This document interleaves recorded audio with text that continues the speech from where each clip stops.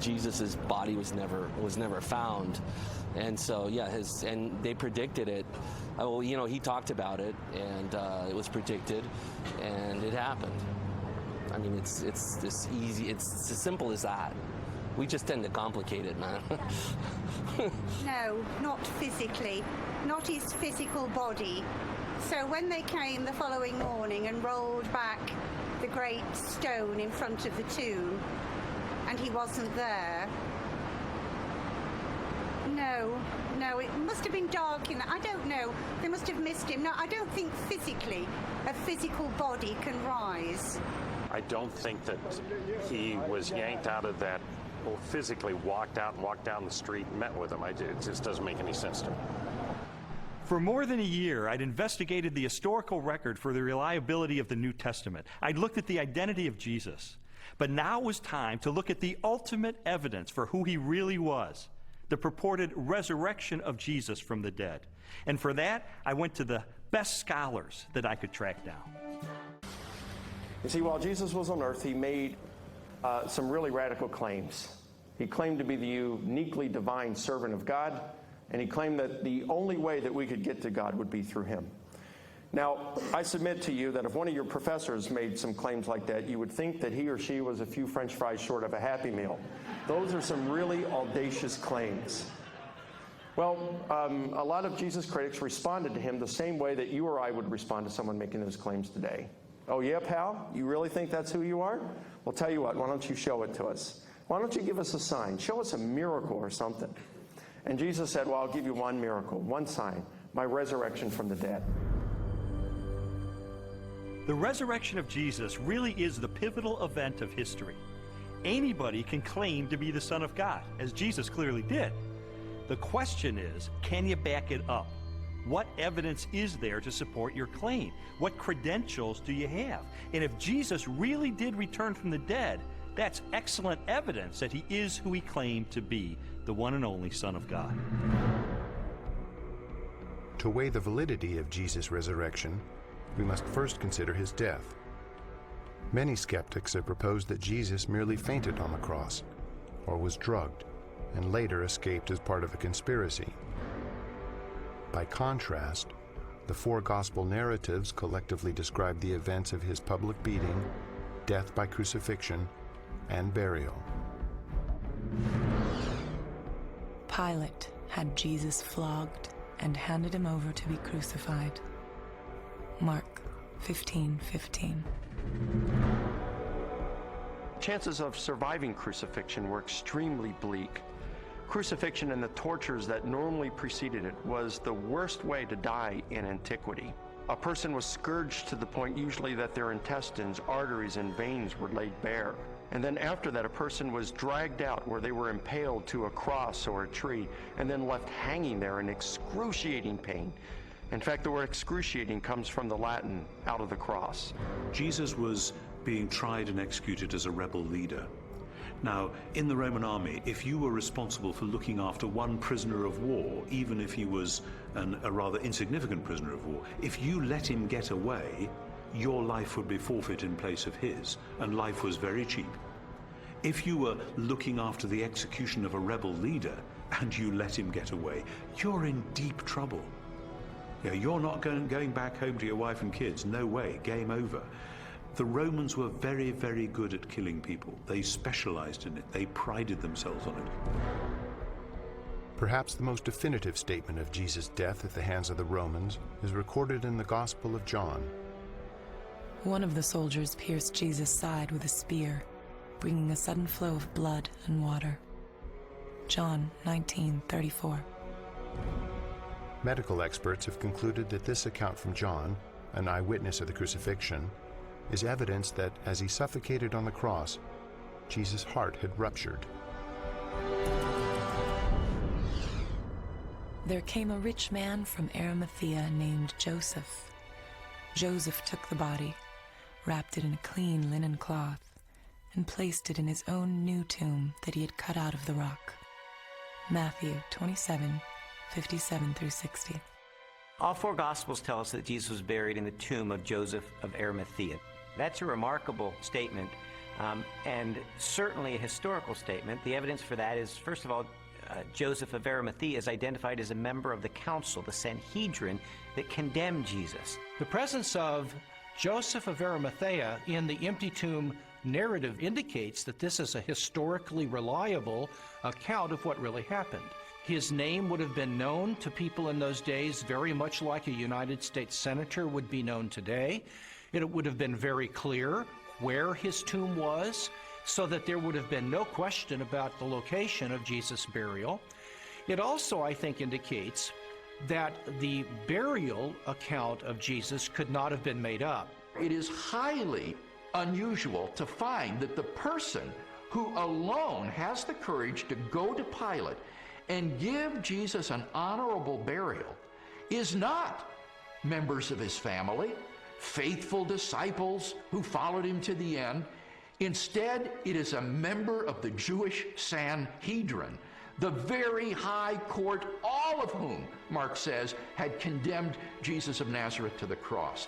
The fact that it is Joseph of Arimathea who is the person responsible for giving Jesus an honorable burial is an awkward and embarrassing fact for the early church, and yet this tradition is faithfully preserved in almost all of the traditions that we have about the burial of Jesus.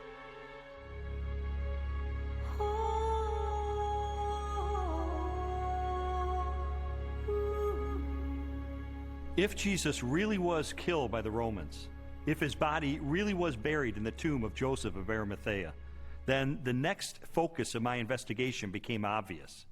On the first Sunday after the crucifixion, was the tomb of Jesus Christ really empty? On the first day of the week, very early in the morning, the women took the spices they had prepared and went to the tomb. Luke 24:1. The empty tomb story also has a very embarrassing feature of it that is preserved in the memory of the early church, namely the discovery of the empty tomb by women. Now, in order to appreciate this, you have to understand something of the status of women in Palestinian Jewish society. In that society, which was a patriarchal society, women were frankly second-class citizens. If you were going to invent an account about an empty tomb, then why on earth would you invent witnesses, primary witnesses, whom no one would believe? In fact, they would scoff at that later on. Supposing you were inventing the story of the resurrection of Jesus, many people have said, oh, this was all just dreamed up later on. Well, how would you have done that? The one thing you wouldn't have done would have been to have not only a woman, but a woman who's got nobody quite knows what, but a fairly shady past, as your prime witness. And yet there she is, Mary Magdalene, in Matthew, Mark, Luke, and particularly in John. And already by the middle of the 2nd century, the pagans are sneering, oh, this is just based on the testimony of hysterical women, you can't believe that. But the early Christians stuck to their story, they stuck to their guns, they stuck to the women. They said, this is how it was. Now, they just would never have made that up, and that actually has enormous ramifications. If this is how the story was, and they didn't change it to airbrush Mary out, then this really must have been what happened on that first Easter day. The chief priests devised a plan. They gave the soldiers a large sum of money, telling them, "You are to say, his disciples came during the night and stole him away while we were asleep." Matthew 28:12 and 13. Matthew reports that the Jewish authorities were claiming that the disciples of Jesus had stolen his corpse. And this is verified by Justin and Tertullian a little bit later on, saying that the Jewish leaders were still saying the same thing in their day. Now here's the question. If the body is still in the tomb, why are you saying that the disciples had stolen it? Well, if you think about that, the claim that the body was stolen confirms that Jesus' enemies acknowledged that the tomb was empty. If you've got a stolen body, you must have an empty tomb. If the tomb was not empty, Jesus' opponents would surely have gone and got the body and shown it as soon as the disciples began proclaiming the resurrection. I found the evidence for the empty tomb very convincing, but you know what? That didn't tell me what happened to Jesus. Is it true that hundreds of people really saw him alive after the crucifixion? My research took me to a letter that the Apostle Paul wrote to the church at Corinth, and it contains the earliest passage of all about what happened to the resurrected Jesus. He was raised on the third day. He appeared to Peter and then to the 12. After that, he appeared to more than 500 of the brothers at the same time. Then he appeared to James, then to all of the apostles. And last of all, he appeared to me. 1 Corinthians 15, 4-8. Paul, who is a first-generation Christian, having met and seen the resurrected Jesus, describes resurrection appearances to Peter, to the apostles, to James, and finally to himself. And he also mentions 500 people who saw Jesus alive. So we have eyewitness first-hand account of someone who himself saw Jesus alive and knows of 500 people or so who saw Jesus alive. That's extraordinarily strong evidence. These people, Paul tells us, were still alive at the time that he was telling the Corinthians about it. And his implication is we have hundreds of people who actually saw Jesus risen from the dead. If you don't believe me, you can ask them about it because they're still alive. In 1 Corinthians 15, Paul tells the Corinthian church that he passed on what he received. He uses the language, actually, of a formal transfer of tradition. What he received, and then he describes the resurrection of Jesus Christ and the resurrection appearances. This confirms for us that the accounts of the resurrection were creedal tradition that were passed on to Paul. So if 1 Corinthians was written in the early to mid-50s of the first century, these traditions were much earlier than that, going back to the period of Paul's conversion in the 30s. So that pushes the accounts of the resurrection to a very, very early date. Paul seems to think that the best argument for this text is that he received it from trustworthy persons. I gave you what I was given. The answer's right. I went to the right people. And critics believe that Paul got this material. Generally, they say he received it in Jerusalem about 35 AD. First of all, he's early. He's writing within 20 to 35 years of the purported event itself, because he's quoting from a creed, an oral formula, tradition that predates the writing of the New Testament, for which most scholars date to between 3 to 5 years of the crucifixion itself. 1 Corinthians 15, 3-7 provides evidence that belief in the resurrection was already present among Jews within 2 to 3 years after Jesus was killed. That means that the resurrection stories aren't something that evolved over 30, 40, 50 years after the crucifixion of Jesus. So we have the empty tomb, we have the eyewitnesses, we have the early accounts. The question is, are there any other additional facts, circumstantial evidence, to support the resurrection? While the Apostle Paul described hundreds of eyewitnesses to the resurrected Jesus, the full impact of the event is perhaps best measured by the subsequent growth of the early Christian church in the face of intense persecution. In the 2nd century, the Roman historian Tacitus wrote, "Nero inflicted the most exquisite tortures on a class hated for their abominations, called Christians by the populace.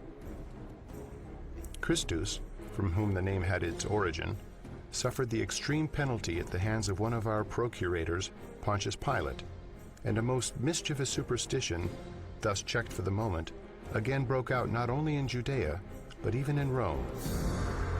Even the most critical, skeptical scholars recognize that the earliest disciples at least believed that God had raised Jesus from the dead. In fact, they pinned nearly everything on it. Without belief in Jesus' resurrection, the early Christian movement could never have come into being. They recognized in Jesus something special, but they wondered if they were mistaken when he died. They didn't anticipate that. Suffer maybe, but die at the hands of Pontius Pilate, the Roman governor? In fact, even when the first reports of his resurrection reached their ears, they were still doubtful and skeptical. But when they met the risen Lord, their skepticism was transformed into a very confident faith, a great joy, and a determination to preach the good news to everyone else. And I think that's the part that's awfully hard to refute.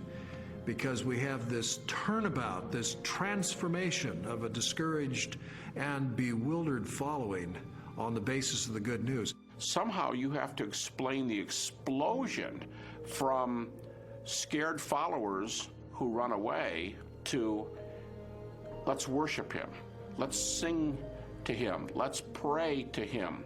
If there was no resurrection, and more to the point, if there was no resurrection appearances of Jesus, to those who doubted and were discouraged and denied and betrayed Jesus, we would not be sitting here talking about this today. Other messianic figures had risen in the past, had claimed to be somebody, and had been suppressed and killed by the Romans. Yet no movement arose around those dead messiahs. But these disciples of Jesus were willing to go to the ends of the earth proclaiming the gospel message, were willing to suffer and die for that. The transformation from a bunch of defeated cowards to boldly, fearlessly proclaiming the gospel, even to the point of death, to me confirms that something happened on that first Easter morning. I have worked much harder, been in prison more frequently, been flogged more severely, and been exposed to death again and again.